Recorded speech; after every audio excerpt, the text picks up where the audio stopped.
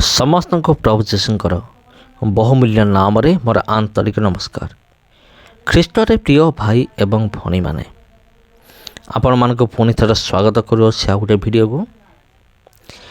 तबे प्रिय बंधुगण आज भिडियो आम आलोचना करिबा भारत स्वाधीन होगा पछरे प्रभु जीशुंकर बाणीर कौन भूमिका रही अर्थात बाइबेल कौन भूमिका रही। तेबे स्वाधीनता संग्रामी मानक मध्य महात्मा गांधी, सुभाष चंद्र बोस आउ जन अच्छा जहाँ भूमिका मध्य रही अच्छी भारत प्रति डॉक्टर बी.आर. आंबेडकर। तेबे प्रिय बंधुगण महात्मा गांधी को विषय यदि आम देखा से 1869 मसीह गुजरातर पोरबंदर ठारे एक हिंदू परिवार जन्मग्रहण करते। एक हिंदू परिवार देखंतु से किंतु बाइबल प्रति अनुप्राणित होते। 1869 ରୁ 1948 तांकर जीवन काल थिला। 1948 मसीह से मृत्युवरण करथिले।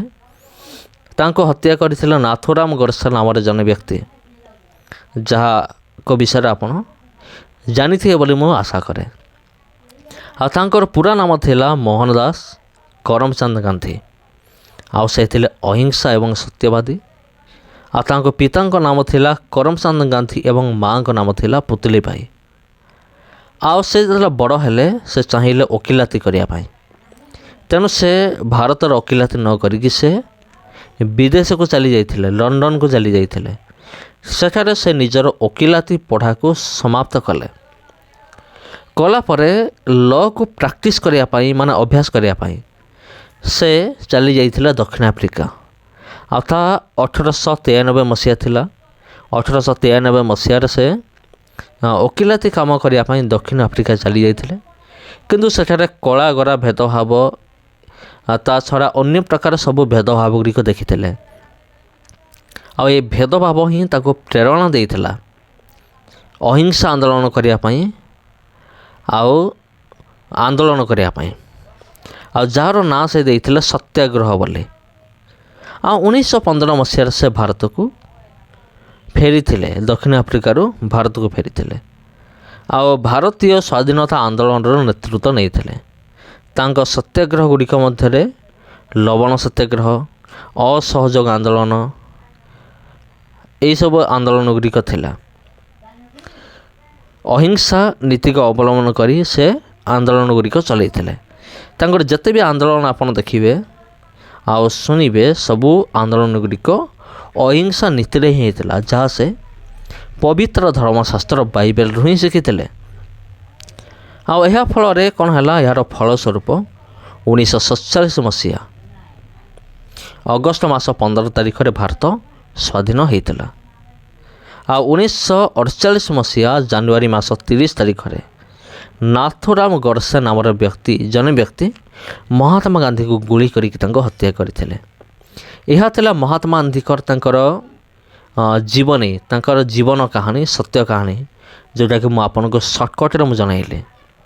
किंतु आज जो मुख्य विषय वस्तु होची जे भारत स्वाधीनता हेबा पछरे प्रभु जीशुंकर बाणी बा बाइबेल रो कौन भूमिका रही है। जितेबाला से लंडन रे थिले से प्रभु जीशुंक शिक्षा एवं आदर्श प्रति बहुत अनुप्राणित होते। तांको जीवन पर बहुत प्रभाव पकईला। से बाइबेल रो शिखिथिले अहिंसा नीति। से कहते जदि किए तुमर गोटे गालर चापुड़ा मारे ताको तुम्हें आर गाल मध्य देखई दियो, जोटा कि बाइबेल से अनुसरण करथिले। हिंसा न करिबा एवं शत्रु को प्रेम करने विषय से बाइबेल शिखिथिले। बाइबेल मध्य शिक्षा दिया यही शिक्षा प्रभु जीशु ख्रीष्ट निजे देइथिले। महात्मा गांधी यार अनुप्राणित होते। तेबे महात्मा गांधी बाइबेल केउं अंश प्रति अनुप्राणित होई अहिंसा आंदोलन करथिले चलंतु आमे मार देखिबा। आपण पाई परिबे माथ्यू लिखित सुसमाचार तार 5 पर्व 38 पद रु 48 पद। देखिए एठारे कौन लिखा जाए।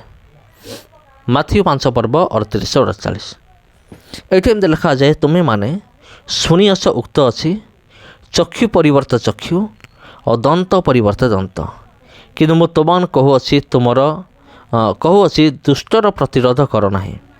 ମାତ୍ର ଯେକି ତୁମର ଡାହାଣ ଗାଲରେ ଚାପୁଡ଼ା ମାରେ ତାକୁ ଅନ୍ୟ ଗାଲ ମଧ୍ୟ ଦେଖାଇ ଦିଅ। ଆଉ କେହି ଯଦି ତୁମ ସହିତ ବିଚାର ସ୍ଥାନରେ ବିବାଦ କରି ତୁମର ଅଙ୍ଗରେଖା ନେବାକୁ ଇଚ୍ଛା କରେ ତାକୁ ଚାଦର ମଧ୍ୟ ଦେଇଦିଅ।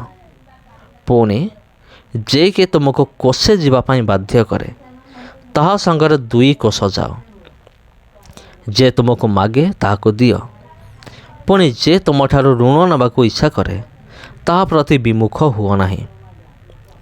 ତୁମେମାନେ ଶୁଣିଅଛ ଉକ୍ତ ଅଛି, ତୁମର ପ୍ରତିବାସୀକି ପ୍ରେମ କର ଓ ତୁମର ଶତ୍ରୁକୁ ଘୃଣା କର। କିନ୍ତୁ ମୁଁ ତୁମମାନଙ୍କୁ କହୁଅଛି, ତୁମମାନଙ୍କ ଶତ୍ରୁମାନଙ୍କୁ ପ୍ରେମ କର।